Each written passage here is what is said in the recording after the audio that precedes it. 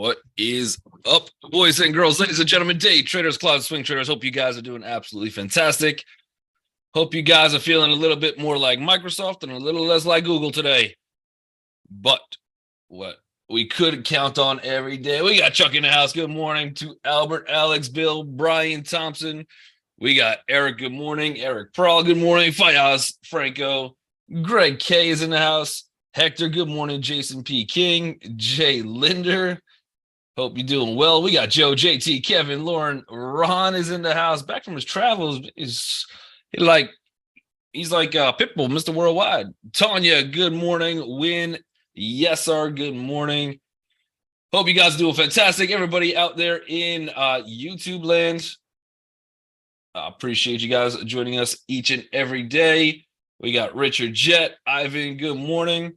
My YouTube chat is kind of like weird today. I don't know. Very strange. It's like showing up at the bottom of the screen as opposed to the side. I don't know, YouTube. Maybe this is why your Google stock is down a little. We'll see. But let's go to the SPY. We got some tickers coming in for FRC and Apple as well. But we'll take a look real quick at the SPY and the Qs. We got Coin, Dab Dog Matt. Man, the list is growing already. The list is growing. JP King says, I feel like I should watch The Gods Must Be Crazy prior to every earnings season. I don't even know what that is. I've never seen that. All right. So good news, bad news. Good news is we do have a little gap up. We're right now holding above yesterday's VPOC on the SPY. It is technically a gap and go. And even hanging into some of the previous VPOCs from before. So not a horrible open. Bad news. Still definitely well inside yesterday's candle. Still below the 50%. Still below the 618. So will it last is going to be the question.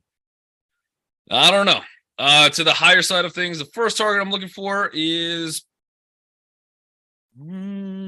probably going to be, where's the 50 come in on this thing? 618 is probably going to be a difficult one. That's going to take us to about 408.42. If that breaks, we probably will be looking for somewhere in the direction of 409.65. So for sure, we have a lot of room. To the downside of things, we're probably looking at yesterday's VPOC, seeing if that holds. Hopefully, we have enough good news out there from some of the earnings that came out that might keep us there. So I'm going to look at that as not so much a target, but that should be my support. And I'm going to probably have to lean a little bit more to the bullish side today. But that entire sentiment will flip as soon as we pass through that little VPOC from yesterday at 407.08. If we start holding, then we have still a decent way down, 403.38. This is not a great looking candle yesterday. Pure gap and go. It actually did what it was supposed to do. We had a little bit of a kind of a retest, faded, very strong close. And is the earnings going to save us today? That's the question. But structurally on the daily, I think we broke down. Good news, didn't short Microsoft into any earnings. Bad news, don't own any shares. Sometimes it's better to be a spectator. Sometimes. Gina says, great morning, everyone. Great morning, Gina. Stephen King, good morning. Kevin Stone, oh, man, you have to watch. Yeah, I got to add that to the list. Ron wants to add Boeing and Microsoft. Yeah, that was Microsoft, not the first one on the list. I don't know. Scott, YouTube land wants Microsoft too. All right. We'll definitely cover. I don't move this microphone. I don't know. But all right, so we do have Qs, same thing, gap up, and it was tech that was strong yesterday. We're getting a much bigger gap. Got good news, bad news on this one too. Really nice gap on this one. We should be trapping some bears, but again, that is essentially a breakdown candle. Let's just see if it broke the actual uptrend. That's the only thing. If this thing is still in here, we have a shot, and it is. So we still have a decent shot of this. Just technically we made higher highs. We do have this double top. We are still going to have to run into a lot of this probable 315.36. I don't really see anywhere else. I don't see anywhere else that's going to really stop this thing from at least getting to probably 315.23. So we still have a decent upside attempt for the Qs. To the downside, we're going to have to deal with probably 311.09, which would be yesterday's VPOC. But we're still well within that little bit of an uptrend that we've had. I don't know if we can get out of this earnings season alive. That will be interesting. First Solar. Okay. Let me run through some of the tickers. Oh, hold on. We did have Alex said Microsoft is bonkers. So he was the first one. He technically did mention Microsoft first, but he didn't say, hey, let's look at it. He was just making a statement. So I don't know if that counts. But all right, we got Microsoft. Yeah, really, really nice gap. Again, they got AI. I mean, what else do you need to know? They got some AI.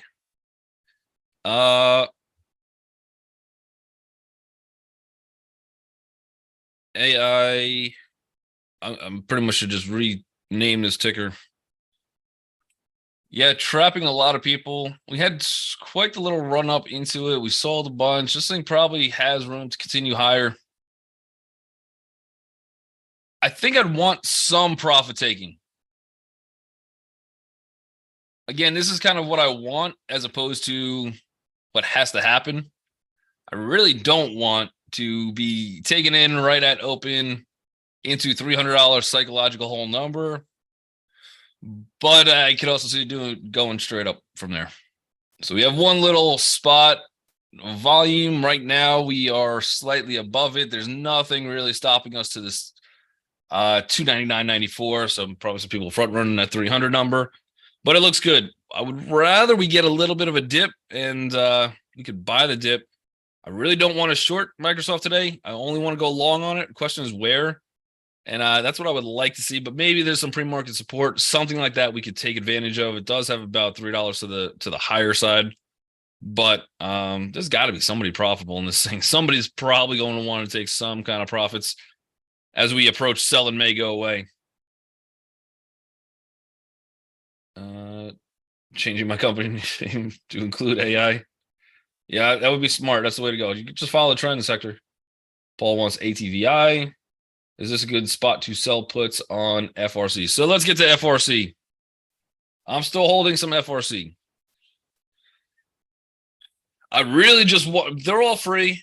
And as yesterday came in, we were hanging around the $11 range, $11.20.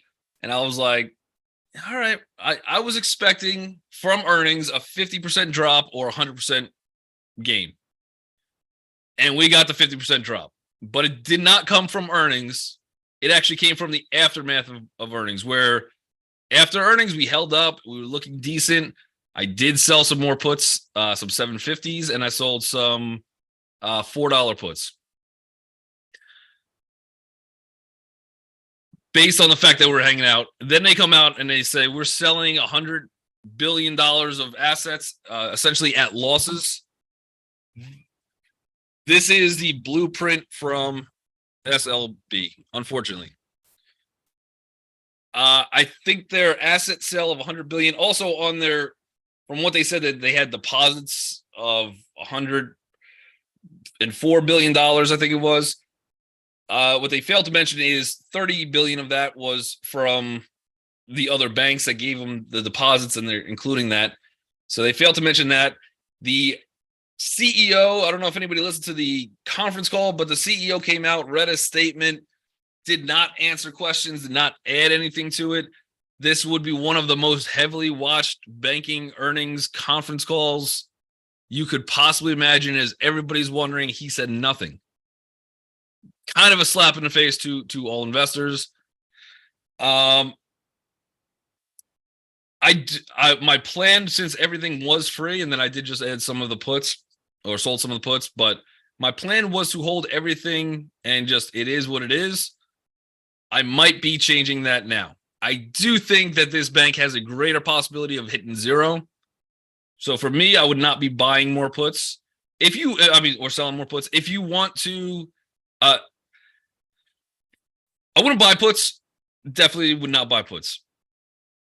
I don't think I would also sell puts. In fact, I might be figuring out ways to just kind of get out of the puts that I sold. Even if it's taking a loss, sell the shares, lock the profits, I'll still be up overall on the position. But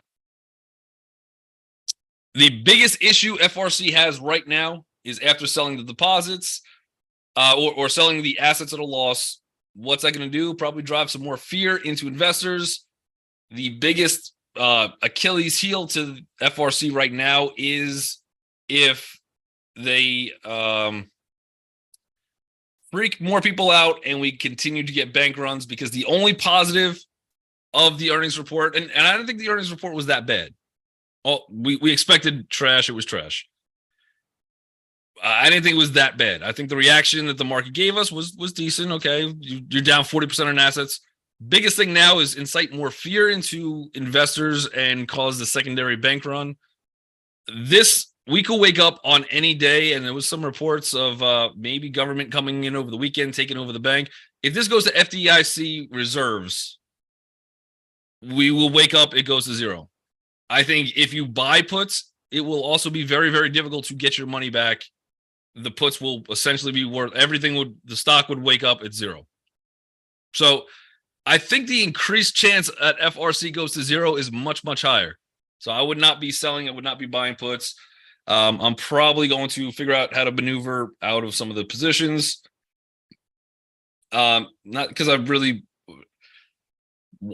not panicking. I don't think. I just think the chances of going to zero on this is a lot higher, and I might just want to get out, just let it do its thing, and move on to something else. But yeah, not a good conference call. I don't like the asset sale after selling for a loss. They're just trying to raise obviously more capital.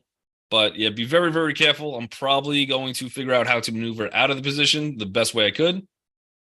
This is technically a retest gap for trade purpose, but be very, very careful on this one. I think the likelihood that it goes to zero, much, much higher. Also, all of essentially the Fed gave them $100 billion as well, and they're paying interest on it. So now they're paying interest on money that they got to try to loan out. They're looking for quick flips. So essentially, even if they sell mortgages, they're just looking to not hold them and flip them out just to get as much income coming in as possible. But they're in some big trouble, big trouble.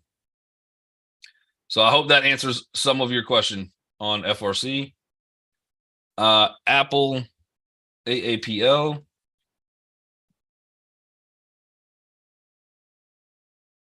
All right. Apple.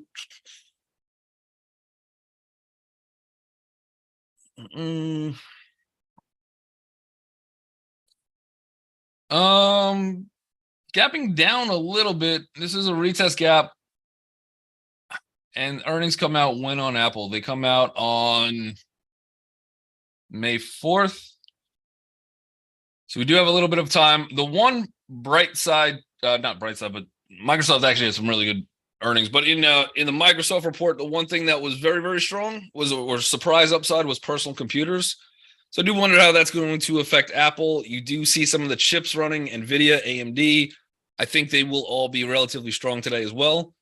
And I would look for bullish plays on both of those. But if everything else is running really well in the queues, it's going to be difficult, I think, for Apple to come down.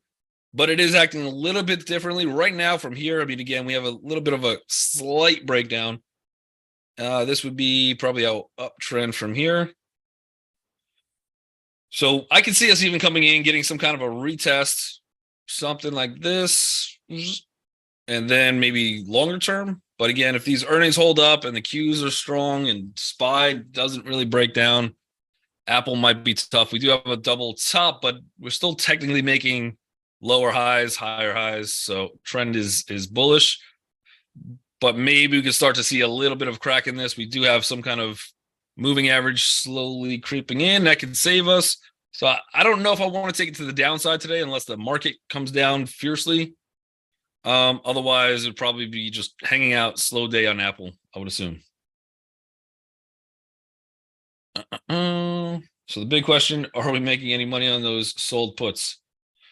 No, most likely those puts on FRC will probably, like, I'm already in the money on the FRC ones, right? But I've made enough money on the previous move where any of those sold puts, even if I get filled on those puts, I'll be at break even. So now it's like, maybe I just take the quick loss on those puts, come out with some profit as opposed to break even. But I played it as well as I could. But yeah, I don't like that asset sale. I think that leads to a lot more problems, and I don't like how we got no answers from the CEO yesterday. Very, very shady. Or 2 days ago, whatever it was. All right, let's take a look real quick at Coinbase.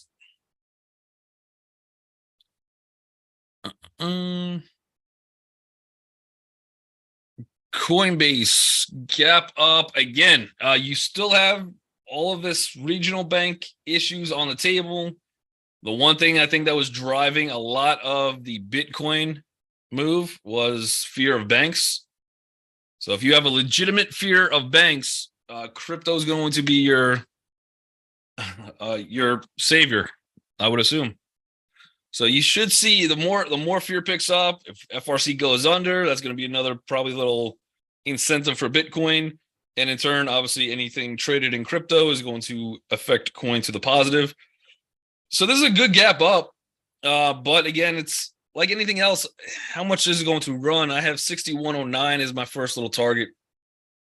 So if that can break, if we could get through 6109, then we would have a really nice move to 6529. But it is a decent gap up. We are breaking out some high volume. So I'm going to have to like this one in a bullish direction. I just don't know about targets. We're going to scoot this one a little bit higher on the list just in case, though.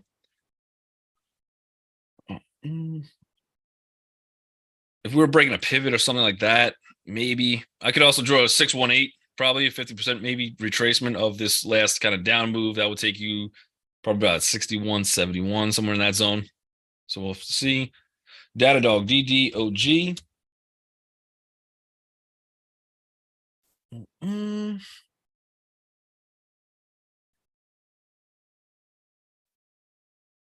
Datadog, and I'll get more into the FRC too later. But Datadog, this is decent close on Datadog. Did they have earnings? No. Datadog CEO 2022 total compensation was 11.2. So I don't know. I guess we're celebrating that was 4 days ago too. Let's see. Not positive what the news is for Datadog. With other software stocks rose on the news with Datadog. So Microsoft rally. So they're basically all just riding the coattails of Microsoft at this point. And again, decent gap, good volume came in yesterday, very strong negative close. So you're definitely trapping some of the bears coming into this. I'll also put Datadog higher. If I remember correctly, I could be wrong on this because I haven't traded in a while, but Datadog, I think, is usually a little bit to the spready side. That would be just watch the spreads on this one. I could be absolutely wrong on that, but otherwise it looks good to the bullish direction. That's how I'd want to trade it. Meta, we got insane amount of lines. I believe Meta reports today, if I'm not mistaken. Yep. So today after the bell, we should have Meta earnings come out. This one, I would assume trades wonky. Based on the fact that we just got off very positive on Microsoft, you also are, this is a gap and go. We probably have potential. The first little spot on this one, 212.55. Otherwise, we might see somewhere back to 215.84. You might find some people getting a little bit more aggressive, just trying to buy it up before earnings. So Meta will put up there. I'm going to stick bullish all Meta. We definitely should be trapping some people. This one, I think we could get some kind of fade at open. We'll see if that comes in or not. Boeing.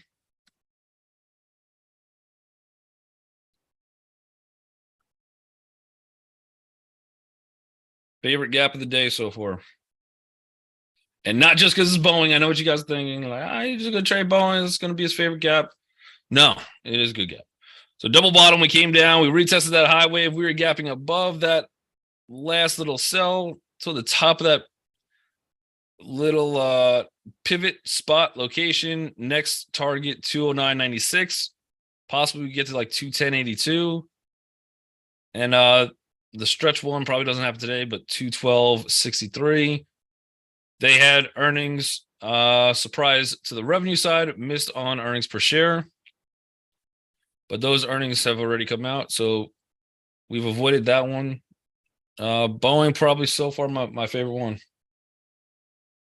All right, I know I'm behind a little bit on tickers chat. ATVI for Paul.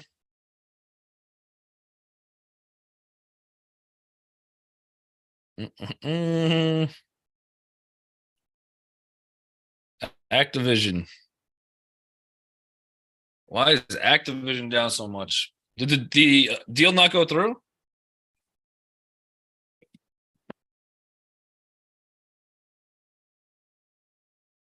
Earnings don't come out till Thursday on Activision.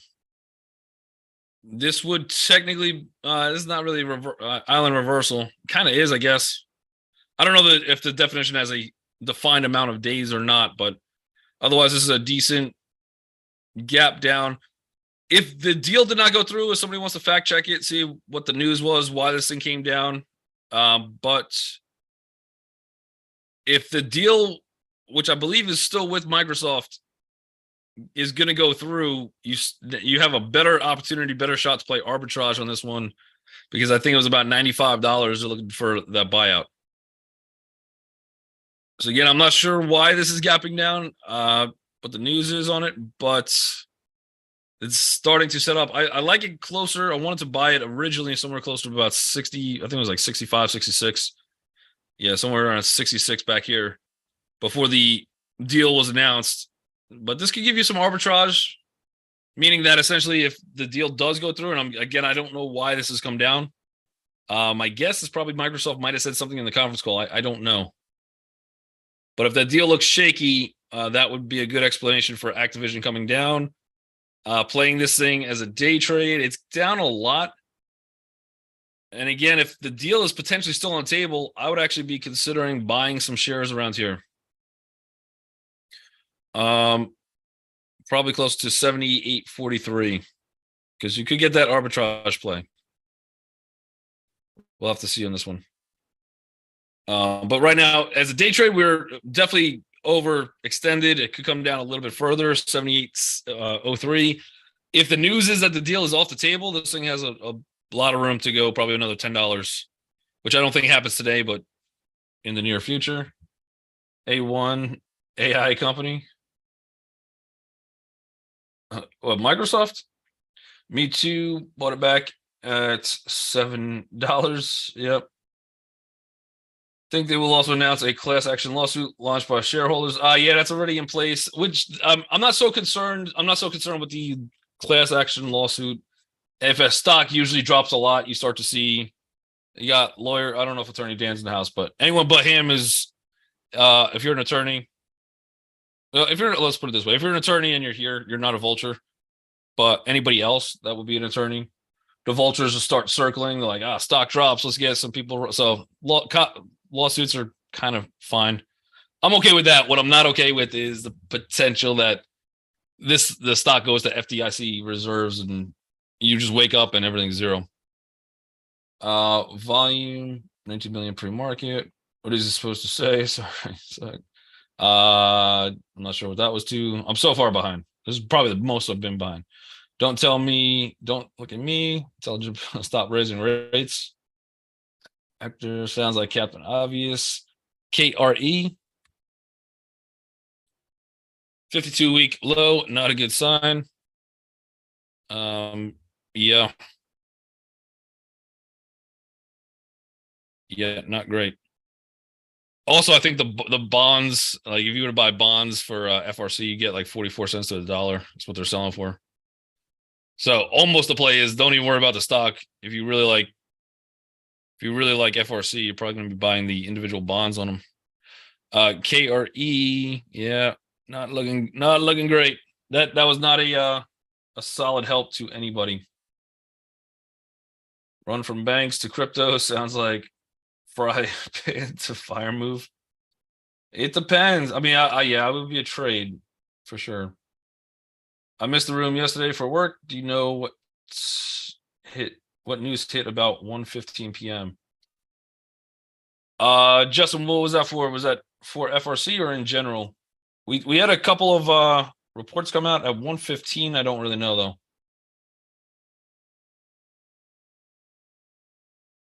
That might have been around the time that FRC came out with selling 100 billion in assets. All right. Yep. ATVI deal not happening. I think it was the deal was not happening. Deal was blocked. Yeah. Well, if the deal's blocked, you can't play the arbitrage on Microsoft and ATVI. And then I probably would expect a little bit lower. By the way, they are really, really profitable. I do like them as a company, whether the deal goes through or not. For the longer term, I do now. If that deal does not go through, I do have to wait for about 60, 65, 66 again. London Streets, birthing person was a few minutes late. Did you cover NVIDIA yet? Nope. So we can take a look at that. Yep.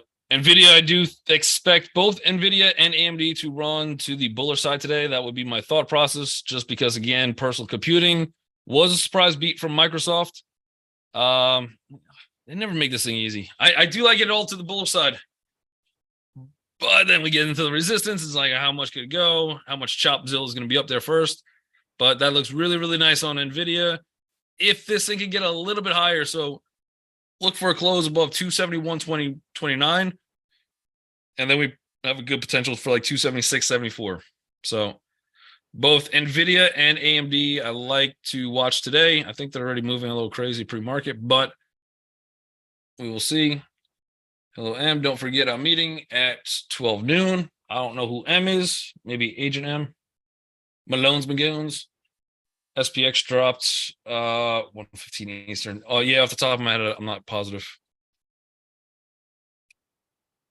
I can't remember today. I don't remember what I said the last sentence. You want me to remember 1:15 yesterday? UK regular says it will prohibit Microsoft merger. Okay, so outside source.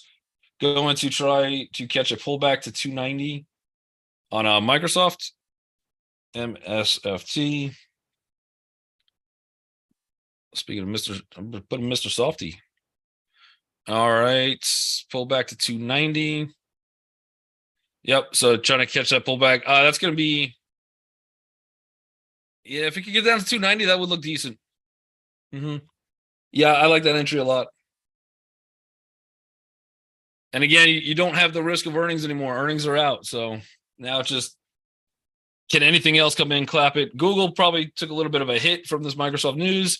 I think today you have a better bet of shorting Google if you want to short something and going long Microsoft, just because I think media rotation is going to start to come on in. They're going to start pumping Microsoft AI and Google. It's not comparative, yada, yada. And I think Google's going to be easier short than Microsoft if you do want to short something. But unfortunately, I think we only got like 20 more seconds left. So everybody, YouTube land, I do appreciate you joining us each and every day. If you have not, hit that little thumbs up, the like, the bell. I don't know, put your own little emojis in there if you want to. Doesn't matter to me. But also, if you have not, probably more importantly, go to reallifetrading.com. If you have not already, we have beginner, intermediate, and advanced classes. Make sure you check that out. We also have 90-day programs going on, one-on-one mentorships. We've got mentorship groups. We got insane amount of stuff. So make sure you guys check it out if you have not. Otherwise, we do appreciate you joining us each and every day. Be safe out there in the market. I think let the market marinate for at least a minute and a half before making any decisions. I think that was a good move. Mostly I'm leaning to the bullish side of things, and short anything tech-wise would be Google if I had to, just because I think they get a negative hand in the media today. Otherwise, be safe. I'll catch you guys.